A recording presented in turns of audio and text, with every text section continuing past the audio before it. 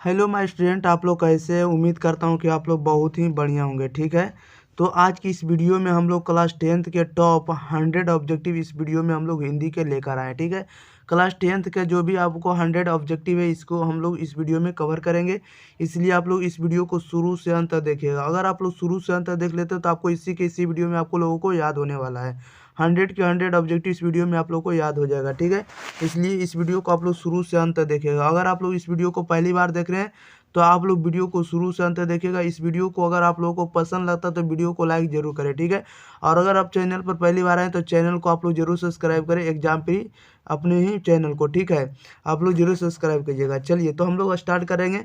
आप लोगों का जो भी आंसर पता होगा आप लोगों को 3 से 4 सेकंड के अंदर आप लोगों को आंसर बताते चलना है कमेंट बॉक्स के अंदर। ठीक है, देखिएगा पहले नंबर यहाँ पर आपको लिखा हुआ खंड आ, जिसमें से वस्तुनिष्ठ प्रश्न है। ठीक है, ऑब्जेक्टिव क्वेश्चन। आपको यहाँ निर्देश दिया गया कि प्रश्न 1 से 100 तक के प्रत्येक प्रश्न के लिए एक विकल्प सही है। ठीक है, इनमें से किन्हीं 50 प्रश्न का सही उत्तर ओ मार्कशीट में आपको चिन्हित करना, रंगना है। ठीक है, और आपको 50 ऑब्जेक्टिव बनाना है। एक क्वेश्चन के लिए एक क्वेश्चन के लिए 1 नंबर रहेगा। ठीक है, तो 50 क्वेश्चन के लिए 50 नंबर।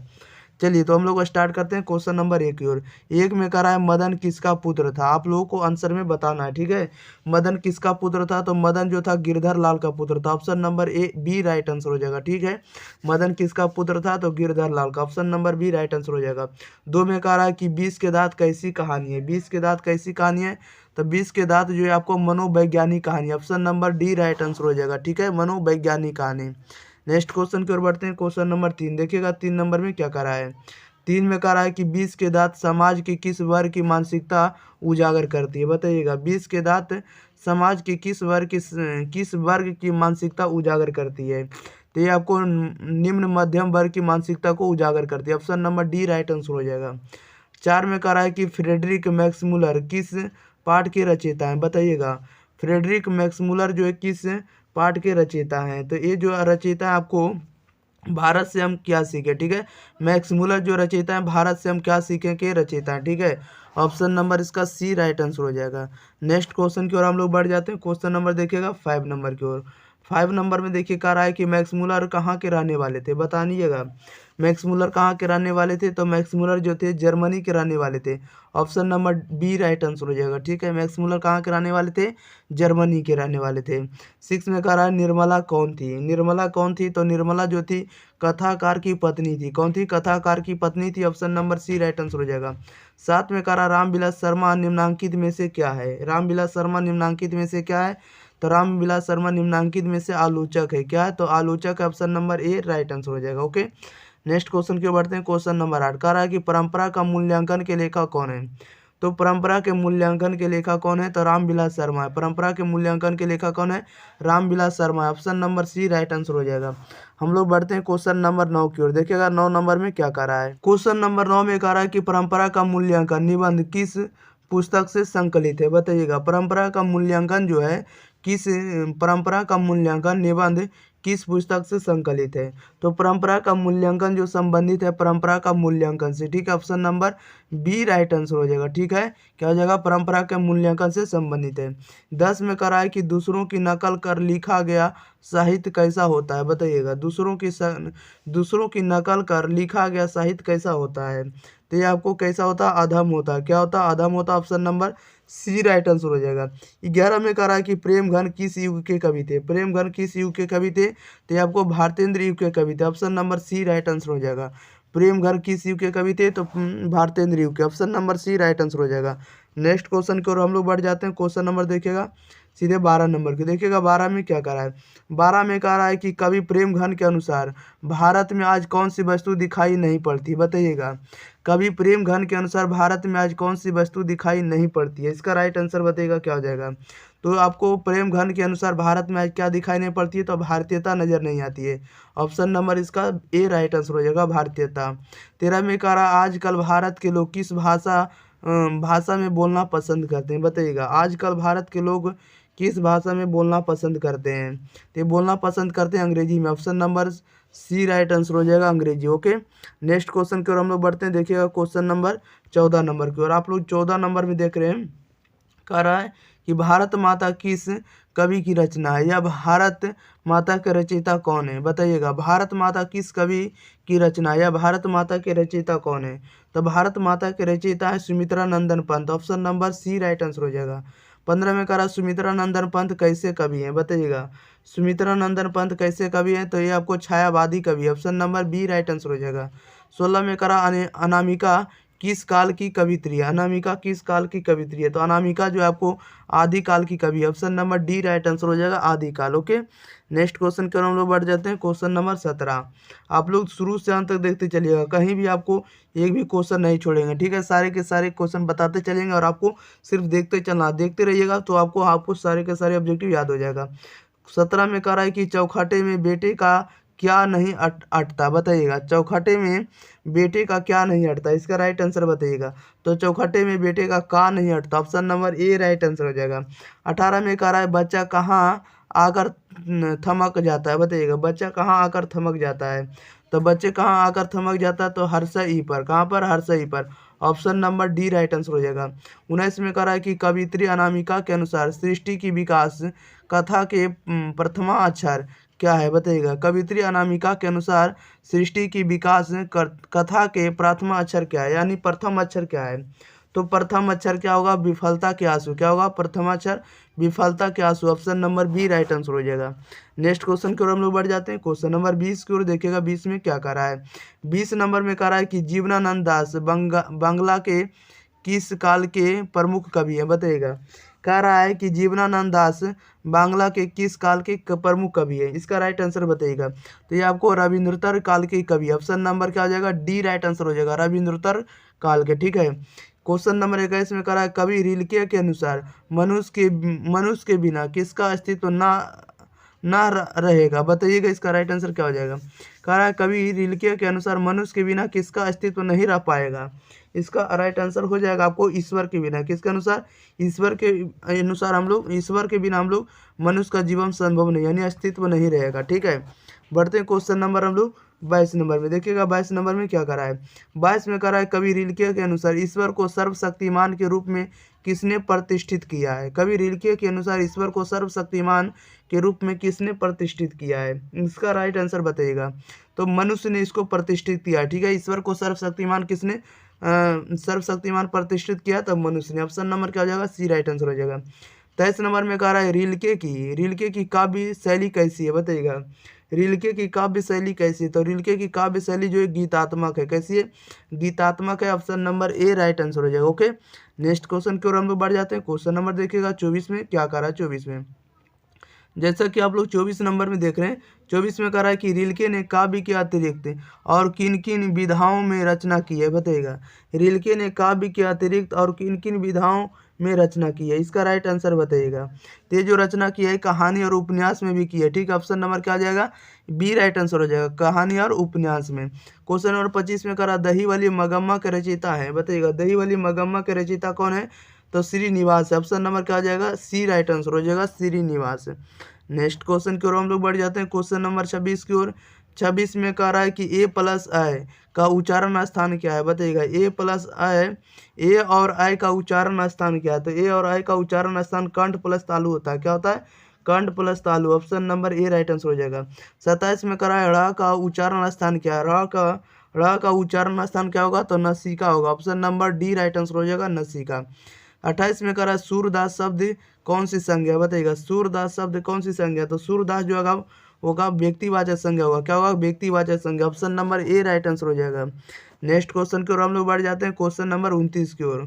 29 नंबर में कह रहा है कि स्थिर कौन सी संज्ञा? स्थिर जो है कौन सी संज्ञा? स्थिर कौन सी संज्ञा? तो स्थिर आपका भाववाचक संज्ञा। Option number B right answer हो जाएगा। 30 में कह रहा है पोशाक का बहुवचन क्या होगा? पोशाक का बहुवचन क्या होगा? तो पोशाक का बहुवचन पोशाक ही होगा। Option number A right answer हो जाएगा। क्वेश्चन नंबर 31 में कह रहा है वह जन्म से भिखारी है। वह जन्म से क्या भिखारी है? इस वाक्य में से किस कारक की विभक्ति है? बताइएगा, कह रहा है वह जन्म से भिखारी है। इस वाक्य में जो से का जो प्रयोग हुआ किस कारक की विभक्ति है? तो यह विभक्ति आपका संबंध कारक। Option number A right answer हो जाएगा। 32 में कह रहा है सभापति का स्त्रीलिंग रूप क्या है? सभापति का स्त्रीलिंग रूप क्या होगा? तो सभापति का स्त्रीलिंग आपका सभानेत्री होगा। क्या होगा? सभानेत्री। Option number B right answer हो जाएगा। ओके, नेक्स्ट क्वेश्चन की ओर हम लोग बढ़ जाते हैं, क्वेश्चन नंबर 33 की ओर। देखिएगा मेरे प्यारे स्टूडेंट, जो भी हम क्वेश्चन आपको बता रहे हैं सारे के सारे आपको एग्जाम और पॉइंट ऑफ व्यू के दृष्टि से बहुत ही इंपॉर्टेंट है, ठीक है। इसलिए इस क्वेश्चन को आप लोग जरूर पढ़ के जाइएगा, जो भी पढ़ के जाइएगा सारे के सारे ऑब्जेक्टिव आप मार के आइएगा, ठीक है। इसलिए वीडियो को शुरू से अंत तक देखिएगा, ठीक है। चलिए क्वेश्चन नंबर 33 में करा है, जेठानी शब्द का पुल्लिंग रूप क्या है। जेठानी शब्द का पुल्लिंग रूप क्या होगा, तो जेठानी का पुल्लिंग जो होगा आपका जेठ होगा। क्या होगा, जेठ होगा। Option number B right answer हो जाएगा। 34 में करा, मैंने राम को पुस्तक दी। इस वाक्य में राम को कौन सा कारक है, बताइएगा। राम को जो आया है इसमें से प्रयोग हुआ है, ये कौन सा कारक है, तो ये जो आपका कारक है आपका संप्रदान कारक है। Option number A right answer हो जाएगा। 35 में करा, गीता प्रतिदिन पढ़कर सोने जाती है। गीता प्रतिदिन पढ़कर सोने जाती है। इस वाक्य में पढ़कर जो प्रयोग हुआ है किस प्रकार की क्रिया है, बताइएगा। इस वाक्य में जो पढ़कर जो प्रयोग हुआ है एक कौन सी क्रिया है, इसका राइट आंसर बताइएगा। तो ये जो आपका पूर्व कालिक क्रिया, कैसी क्रिया, तो पूर्व कालिक। Option number C right answer हो जाएगा। ओके, नेक्स्ट क्वेश्चन की ओर बढ़ जाते हैं, क्वेश्चन नंबर 36 की ओर। 36 में कह रहा है, निम्नलिखित वाक्यों में कौन सा वाक्य सही है, बताइएगा। या तो सरल वाक्य है, निम्नलिखित वाक्यों में कौन सा वाक्य जो है सरल वाक्य है, इसका राइट आंसर बताइएगा। तो सरल वाक्य ऑप्शन नंबर ए हो जाएगा, उसने अपने मित्र का घर खरीदा। ये आपका सरल वाक्य है, ठीक है। उसने अपने मित्र का घर खरीदा। ओके, क्वेश्चन नंबर नेक्स्ट देखिएगा 37 का रहा, निम्नलिखित वाक्यों में कौन सा वाक्य मिश्र वाक्य, बताइएगा। निम्नलिखित वाक्यों में कौन सा वाक्य मिश्र वाक्य है, तो मिश्र वाक्य का आपको उदाहरण बताना है। तो मिश्र वाक्य ऑप्शन नंबर क्या हो जाएगा, बी हो जाएगा। उसने कहा कि मैं नेता हूँ। उसने कहा कि मैं क्या हूँ, नेता हूँ। ये आपका राइट आंसर हो जाएगा। नेक्स्ट क्वेश्चन की ओर बढ़ते हैं, क्वेश्चन नंबर 38 देखिएगा। 38 में क्या करा है, 38 नंबर में कह रहा है कि चरित्र चित्रण निम्नलिखित में कौन सा समास है। चरित्र चित्रण निम्नलिखित में कौन सा समास हो जाएगा, तो चरित्र चित्रण जो होगा आपका तत्पुरुष समास होगा। Option number D right answer हो जाएगा। 39 में कह रहा है, काल के कितने वेद हैं। काल के कितने वेद हैं, इसका राइट आंसर बताएगा। तो काल के 3 वेद है। Option number C right answer हो जाएगा। 40 में कह रहा है, निम्नलिखित में यौगिक शब्द कौन सा होगा। निम्नलिखित में यौगिक शब्द कौन सा होगा, तो यौगिक शब्द आपका पाठशाला हो जाएगा। Option number C right answer हो जाएगा। 41 में कह रहा है, खिचड़ी कैसा शब्द है, बताइएगा। खिचड़ी जो है कैसा शब्द है, तो खिचड़ी आपका देशज शब्द है। ऑप्शन नंबर क्या हो जाएगा, सी राइट आंसर हो जाएगा। ओके, देशज। नेक्स्ट क्वेश्चन की ओर बढ़ जाते हैं, क्वेश्चन नंबर 42 में देखिएगा। 42 में क्या करा है, 42 नंबर में करा है कि मनोरथ का संधि विच्छेद क्या है। मनोरथ का संधि विच्छेद क्या होगा, तो मनोरथ का संधि विच्छेद होगा मना जुड़ रथ होगा। क्या होगा, मना जुड़ रथ। Option number C right answer हो जाएगा। क्वेश्चन नंबर 43 में करा, नाविक में किन किन वर्णों की संधि हुई है, बताइएगा। नाविक में किन किन वर्णों की संधि हुई है, तो नाविक में जो वर्णों का प्रयोग हुआ अ प्लस हर्षयु का प्रयोग हुआ। ऑप्शन नंबर क्या हो जाएगा, ए राइट आंसर हो जाएगा, अ प्लस हर्षयु, ठीक है। 44 में करा है कि निर्विकार का संधि विच्छेद क्या है, बताइएगा। निर्विकार का सही संधि विच्छेद क्या है, तो निर्विकार का जो संधि विच्छेद होगा निह जोड़ विकार होगा। निह जोड़ क्या होगा, विकार। Option number A right answer हो जाएगा। बढ़ते हैं क्वेश्चन नंबर हम लोग 45 नंबर की ओर देखिएगा। 45 में क्या करा है, 45 नंबर में कह रहा है, सिर पर भूत सवार होना का सही अर्थ क्या है, बताइएगा। सिर पर भूत सवार होना, सिर पर भूत सवार होना का सही अर्थ क्या होगा, तो सिर पर भूत सवार होना इसका अर्थ होता है धूल सवार होना। Option number A right answer हो जाएगा, धूल सवार होना। 46 में कह रहा है कि कान देना मुहावरे के 4 अर्थ दिए गए हैं, इनमें जो अर्थ सबसे अधिक सही हो लिखे, बताइएगा। इसका राइट आंसर क्या होगा, कान देना मुहावरे का अर्थ बताना, तो कान देना मुहावरे का अर्थ होगा ध्यान देना। Option number A right answer हो जाएगा। कान देना इसका मतलब ध्यान देना। ओके, नेक्स्ट क्वेश्चन के बढ़ते हैं, क्वेश्चन नंबर 47 में देखिएगा। 47 में क्या करा है, 47 नंबर में कह रहा है कि धोबी का कुत्ता ना घर का ना घाट का, कहावत का सही अर्थ क्या होगा, बताइएगा। धोबी का कुत्ता ना घर का ना घाट का, कहावत का सही अर्थ क्या होगा, तो कहावत का सही अर्थ होगा कहीं ठौर ठिकाना ना होना। Option number C right answer हो जाएगा, कहीं ठौर ठिकाना ना होना। ओके, क्वेश्चन नंबर 48 में करा, दाल भात में मूसल चंद कहावत का अर्थ क्या होगा, बताइएगा। दाल भात में मूसल चंद कहावत का सही अर्थ क्या होगा, तो कहावत का सही अर्थ होने वाला है बिना मतलब का दखल देना। क्या होगा, बिना मतलब का दखल देना। Option number B right answer हो जाएगा। 49 में करा, भुजाओं के बीच चलने वाला के लिए एक शब्द क्या होगा, बताइएगा। भुजाओं के बीच चलने वाला है के लिए एक शब्द क्या होगा, तो भुजाओं के साथ चलने वाले को हम लोग क्या कहते हैं, तो उसे हम लोग भुजंग कहेंगे। क्या कहेंगे, भुजंग। Option number D right answer हो जाएगा। ओके, नेक्स्ट क्वेश्चन की ओर हम लोग बढ़ जाते हैं, क्वेश्चन नंबर 50 की ओर। इस वीडियो में 100 क्वेश्चन देखने वाले, ठीक है।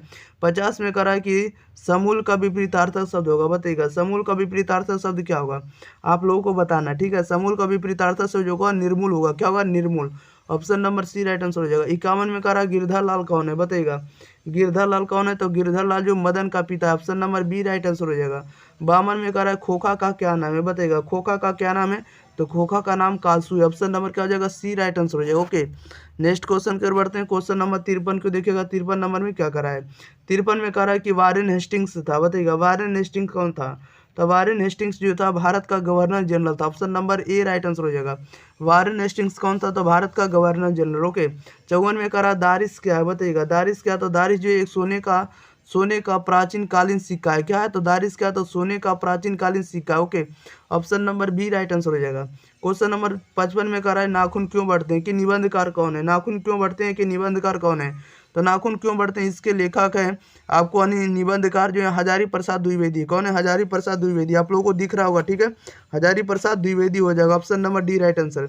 नेक्स्ट क्वेश्चन क्यों बढ़ते हैं, क्वेश्चन नंबर 56 की ओर देखिएगा। 56 नंबर में क्या कर रहा है, 56 नंबर में देखिएगा कह रहा है कि आचार्य हजारी प्रसाद द्विवेदी ने साहित्य की किस विधा में लेखन नहीं किया है, बताइएगा आचार्य आचार्य हजारी प्रसाद द्विवेदी ने साहित्य के किस विधा में लेखन नहीं किया है, इसका राइट आंसर बताइएगा। तो ये आपको कहानी में नहीं की है, ठीक है, कहानी में आपको लेखन नहीं किया, ऑप्शन नंबर इसका सी राइट आंसर हो जाएगा। 57 में कह रहा नागरिक लिपि शीर्षक निबंध के निबंधकार हैं, नागरिक लिपि शीर्षक निबंध के निबंधकार कौन है, तो इनके निबंधकार हैं गुणाकर मिले, ठीक है, नागरिक लिपि के शीर्षक के निबंधकार कौन है, गुणाकर मिले, option number A right answer हो जाएगा। ओके, नेक्स्ट क्वेश्चन की ओर बढ़ जाते हैं। क्वेश्चन नंबर 58 नंबर की ओर देखिएगा। 58 में क्या करा, 58 में करा नागरिक लिपि शीर्षक पाठ किस पुस्तक से लिया गया, नागरिक लिपि शीर्षक पुस्तक पाठ किस पुस्तक से लिया गया, इसका राइट आंसर बताइएगा क्या हो जाएगा। तो ये जो लिया गया आपको भारतीय लिपियों की कहानी से, किसे लिया गई, तो भारतीय लिपियों की कहानी, ऑप्शन नंबर क्या हो जाएगा बी राइट आंसर हो जाएगा।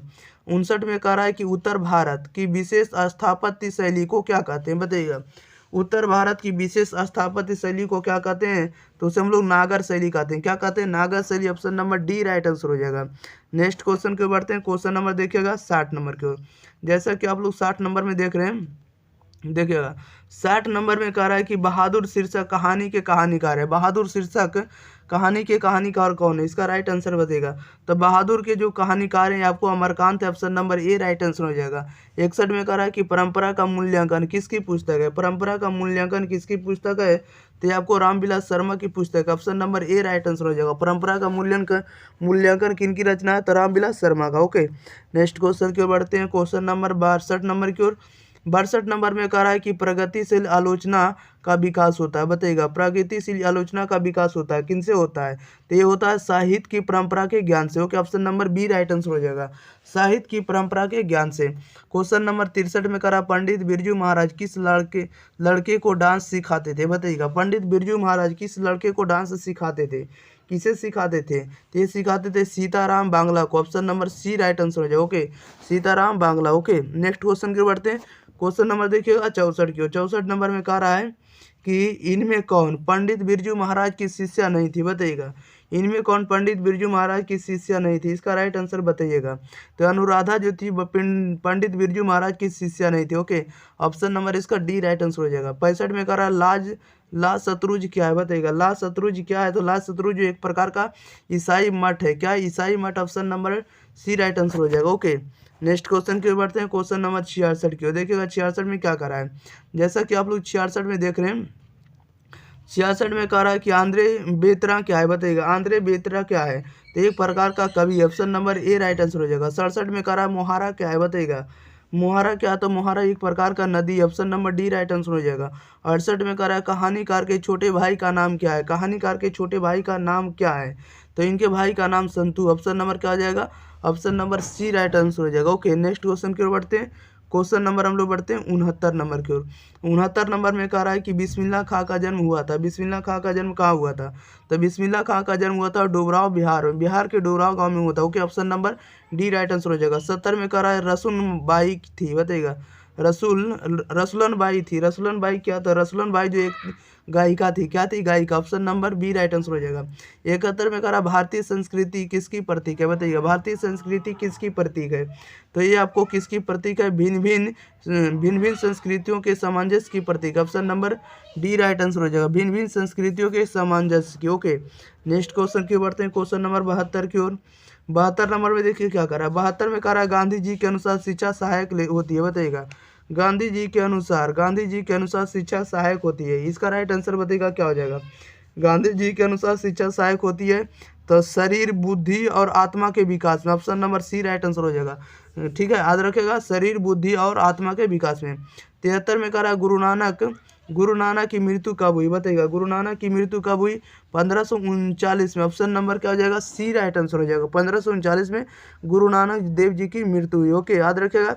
नेक्स्ट क्वेश्चन की ओर बढ़ते हैं। क्वेश्चन नंबर देखिएगा 74 में, देखिएगा 74 में क्या करा है। जैसा कि आप लोग 74 में देख रहे हैं, 74 में कह रहा है कि कौन सी कृति रसखान की नहीं है, बताइएगा कौन सी कृति रसखान की नहीं है। तो option number A right answer हो जाएगा। ओके, यानी प्रेम फुलवारी जो है आपको रसखान की कृति नहीं है, प्रेम फुलवारी। ओके, 75 में कह रहा है रीति मुक्त काव्य धारा के सिरमौर कवि किसे कहा जाता है, बताइएगा। रीति मुक्त काव्य धारा के सिरमौर कवि किसे कहा जाता है, तो हम लोग किसे कहते हैं, घनानंद को कहेंगे। Option number B right answer हो जाए। ओके, नेक्स्ट क्वेश्चन की बढ़ते हैं। क्वेश्चन नंबर देखिएगा 76 में, जैसा कि आप लोग 76 में देख रहे हैं, 76 में कह रहा है कि घनानंद किस भाषा के कवि है, बताइएगा। घनानंद जो है किस भाषा के कवि है, तो घनानंद किस भाषा के कवि है आप लोगों को भी पता होगा, ठीक है। तो ये आपको ब्रज भाषा के कवि, option number B right answer हो जाएगा। 77 में कह रहा है कि पंत को किस रचना पर ज्ञानपीठ पुरस्कार प्राप्त हुआ है, बताइएगा। पंत को मानी सुमित्रानंदन पंत को किस रचना पर ज्ञानपीठ पुरस्कार प्राप्त हुआ है, तो इसे चिदम्बरा के लिए ज्ञानपीठ पुरस्कार प्राप्त हुआ। ओके, याद रखिएगा, ज्ञानपीठ पुरस्कार जो सुमित्रानंदन पंत को जो दिया गया वो आपको चिदम्बरा के लिए दिया गया। ओके, क्वेश्चन नंबर 78 में कहा भारत माता शीर्षक प्रगति पंथ के किस काव्य संकलन से लिया गया, बताइएगा। भारत माता शीर्षक प्रगति पंथ के किस काव्य संकलन से लिया गया है, तो यह लिया गया आपको ग्राम्य से। किससे लिया गया, ग्राम्य से। Option number B right answer हो जाएगा। क्वेश्चन नंबर हम लोग बढ़ते हैं 79 नंबर में, देखिएगा 79 नंबर में क्या करा है। 79 नंबर में कह रहा है दिनकर ने कविता में यानी जनतंत्र का जन्म शीर्षक कविता में यानी दूध मुही शब्द का प्रयोग किसके लिए किया गया है, बताइएगा। कह रहा है दिनकर ने कविता में यानी जनतंत्र का जन्म शीर्षक कविता में दूध मुही शब्द का प्रयोग किसके लिए किया है, इसका राइट आंसर बताइएगा। तो ये किया है जनता के लिए, किसके लिए, दूध मुही शब्द का प्रयोग किया गया जनता के लिए। ओके, क्वेश्चन नंबर 80 में करा जनतंत्र का जन्म राजतंत्र का जन्म शीर्षक कविता में कवि किसे देवता कहा है, बताइएगा। राजतंत्र का जन्म, इसका राइट आंसर बताइएगा क्या हो जाएगा। 80 का राजतंत्र का जन्म शीर्षक कविता में कवि ने किसे देवता कहा, इसका राइट आंसर बताइएगा। तो किसान मजदूर को कहा है, ठीक है, किसे क्या है, किसान मजदूर को। याद रखिएगा, यहाँ पर जनतंत्र भी होना चाहिए ऑप्शन, ठीक है, किसान मजदूर को। नेक्स्ट क्वेश्चन की ओर बढ़ते हैं। क्वेश्चन नंबर देखिएगा 81 में, 81 नंबर में कह रहा है कि आगे के नाम से हिंदी साहित्य के इतिहास में कौन सा वाद जुड़ा है, बताइएगा। आगे के नाम से हिंदी साहित्य के इतिहास में कौन सा वाद जुड़ा हुआ है, इसका राइट आंसर आप लोग बताइएगा।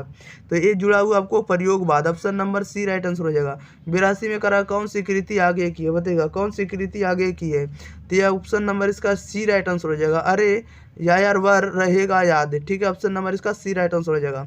83 में करा इसी दुनिया में किसकी कृति है, बताइएगा। इसी दुनिया में किसकी कृति है, तो इसी दुनिया में कृति आपको बीरेन डंगवाल की, ऑप्शन नंबर क्या हो जाएगा, option number D right answer हो जाएगा, बीरेन डंगवाल। ओके, याद रखेगा। नेक्स्ट क्वेश्चन की ओर बढ़ते हैं। क्वेश्चन नंबर 84 की ओर। 84 में करा है कि कविता में देवी जागरण कहाँ हुआ, बताइएगा। कविता में देवी जागरण कहाँ हुआ, तो ये कहाँ हुआ, तो गरीब बस्तियों में, option number B right answer हो जाएगा। 85 में करा है कि सातटी तरार तिमिर किसकी कृति है, बताइएगा। सातटी तरार तिमिर कृति किसकी है, तो ये कृति आपको जीवनानंद दास की, option number B right answer हो जाएगा। 86 में करा लौट कर आऊँगा फिर शीर्षक कविता में उल्लू कहाँ बोलता है, बताइएगा। लौट कर आऊँगा फिर शीर्षक कविता में कवि उल्लू कहाँ बोलता है, इसका राइट आंसर बताइएगा क्या हो जाएगा। लौट कर आऊँगा फिर शीर्षक कविता में उल्लू कहाँ बोलता है, तो उल्लू बोलता है कपास के पेड़ पर, ऑप्शन नंबर क्या हो जाएगा, बी राइट आंसर हो जाएगा, ठीक है। उल्लू कहाँ बोलता है, कपास के पेड़ पर। ओके, नेक्स्ट क्वेश्चन की ओर बढ़ते हैं। क्वेश्चन नंबर 87 की ओर देखिएगा। 87 नंबर में क्या करा है, 87 में करा परिवार के नौकर का क्या नाम था, परिवार के नौकर का क्या नाम था, तो परिवार के नौकर का नाम भग्गू था, ऑप्शन नंबर क्या हो जाएगा, सी राइट आंसर हो जाएगा, ठीक है सर, याद रखिएगा, ठीक है। क्वेश्चन नंबर देखिएगा क्या कह रहा है कि नरेन कौन था, बताइएगा। नरेन कौन था, इसका राइट आंसर आप लोग बताइएगा। नरेन कौन था, तो नरेन जो थे दीदी का प्रेमी था, कौन था, दीदी का प्रेमी, option number D right answer हो जाएगा। 89 में कह रहा है कि तद्भव शब्दों का निर्माण संस्कृत शब्दों से होता है, बताइएगा। तद्भव शब्दों का निर्माण संस्कृत शब्दों से होता है, तो ये होता है करण से। किसे होता है? करण से। Option number A right answer हो जाएगा। नेक्स्ट क्वेश्चन की ओर बढ़ते हैं। क्वेश्चन नंबर 90 की ओर देखिएगा। 90 में क्या करा है? 90 नंबर में करा है कि यहाँ पर्यायवाची शब्दों को वस्तुनिष्ठ रूप में प्रयुक्त कर रहे हैं। बताइएगा इसका राइट आंसर क्या हो जाएगा? कह रहा है कि यहाँ पर्यायवाची शब्दों को वस्तुनिष्ठ रूप में प्रस्तुत कर रहे हैं, तो ये कर्म को कर रहे हैं। Option number A right answer हो जाएगा। 91 में कह रहा है अपने उत्तर पर पेंसिल से निशान लगाइए। बताइएगा ये जो लिखा गया ये कौन सा कारक है, आप लोगों को चुनना है। ठीक है, अपने उत्तर पर पेंसिल से निशान लगाइए। ये जो लिखा हुआ आपको करण कारक, option number D right answer हो जाएगा। 92 में कह रहा है कि सरकार मुझे नौकरी से मत निकालिए। सरकार मुझे नौकरी से मत निकालिए कौन सा कारक है? तो ये जो आपको आपादान कारक है, कौन है? आपादान कारक। Option number A right answer हो जाएगा। 93 नंबर में देखिए क्या कह रहा है निम्नलिखित शब्दों के अर्थ बताइए। बताइएगा निम्नलिखित शब्दों के अर्थ बताइए। निम्नलिखित शब्दों के अर्थ बताइए। ये आपका संबंध कारक लिखा हुआ। ठीक है, option number B right answer हो जाएगा। नेक्स्ट क्वेश्चन की ओर बढ़ते हैं। क्वेश्चन नंबर 94 में देखिएगा। 94 में क्या कह रहा है? क्वेश्चन नंबर 94 में कह रहा है कि ओस चाटने से प्यास नहीं बुझती। लोकोक्ति का अर्थ क्या है? बताइएगा ओस चाटने से प्यास नहीं बुझती है। लोकोक्ति का अर्थ क्या होने वाला है? तो लोकोक्ति का अर्थ होगा कि बहुत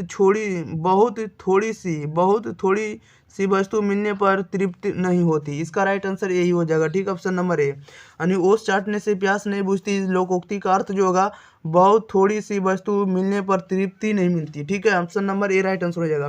95 में कह रहा है कि का उच्चारण स्थान क्या है? का उच्चारण स्थान क्या है? तो का उच्चारण स्थान कंठ होगा। Option number B right answer हो जाएगा। क्वेश्चन नंबर देखिएगा 96 नंबर में। 96 में कह रहा है कि दांतों तले उंगली दबाना मुहावरा का अर्थ है। दांतों तले उंगली दबाना, दांतों तले उंगली दबाना मुहावरा का अर्थ होगा हैरान हो जाना। क्या हो जाना? हैरान हो जाना। Option number C right answer हो जाएगा। ओके, नेक्स्ट क्वेश्चन की ओर बढ़ जाते हैं। क्वेश्चन नंबर देखिएगा 97 नंबर में। 97 नंबर में कह रहा है कि दिए गए शब्दों के लिए एक शब्द होगा जिस बच्चे के माता पिता मर गए हों। इसका राइट आंसर आप लोगों को बताना। अनेक शब्दों के लिए एक शब्द। ठीक है, ये आपको अनेक शब्द लिखा हुआ है, इसको एक शब्द में उतार देना है। ठीक है, जिस बच्चे के माता पिता मर गए हैं, जिस बच्चे के लिए माता पिता मर गए उसे हम लोग अनाथ कहेंगे। Option number A right answer हो जाएगा। 98 में कह रहा है विकास शब्द का विलोम क्या होगा? बताइएगा विकास शब्द का विलोम शब्द क्या होगा?